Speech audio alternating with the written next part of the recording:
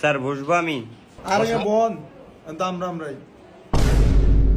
তুমি চিন্তা করো, তুমি কত বড় বেয়াদব। তুমিও বসছো চেয়ারে আর ওও বসছে। দেখো তো ওই ছেলেটার দিকে তাকাও। স্যার এটা আমার সিবি। তোমার সিবি কই?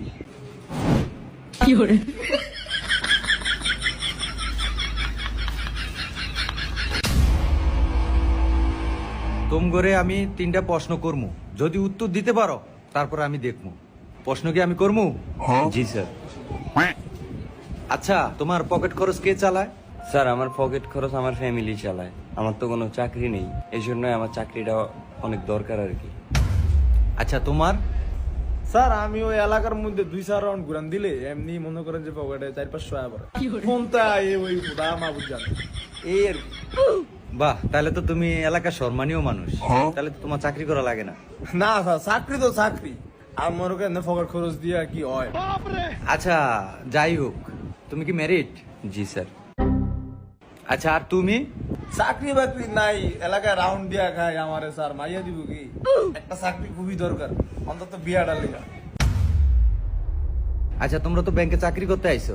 আচ্ছা তোমাদের ব্যাংকের টাকা যদি এলাকার কোনো প্রভাবশালী লোকে যদি খায়ালায়, তাহলে তোমার করণীয় কি? স্যার যে টাকাটা খাইছে তার আশেপাশে যারা গণ্যমান্য ব্যক্তি আছে তাদের জানাবো। তাও যদি না হয় তাহলে আমি আইনের আশ্রয় নিব স্যার। আচ্ছা তুমি কি করবা?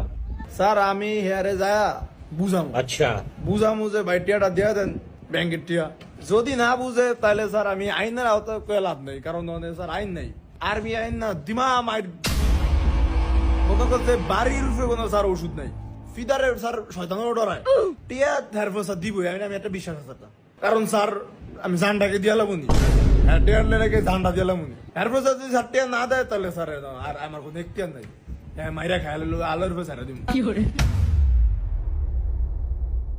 জনগণের টাকা বেটা খায়া লাইব আর তুমি আল্লাহর উপরে ছাইরা দিবা? এটা কি তোমার টাকা?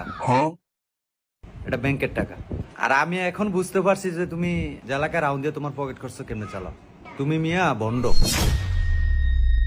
আচ্ছা তুমি পরের প্রশ্নের উত্তর দাও।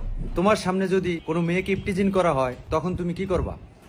স্যার ওরা যেহেতু ইফতেজার, সো ওরা অনেকজন থাকবে, আমি একাই কিছু ওদের সাথে করতে পারবো না। তো আমি কি করব, ওদের এলাকার যে মুরব্বী যারা আছে তাদের নিয়ে কিছু করার ট্রাই করব। যদি তাও না হয় তাহলে আমি আইনের আশ্রয় নিব। আচ্ছা যাক ভালো বলছো। আচ্ছা তুমি? আর মায়ের বাপ স্যার এটা কি প্রশ্ন করলেন?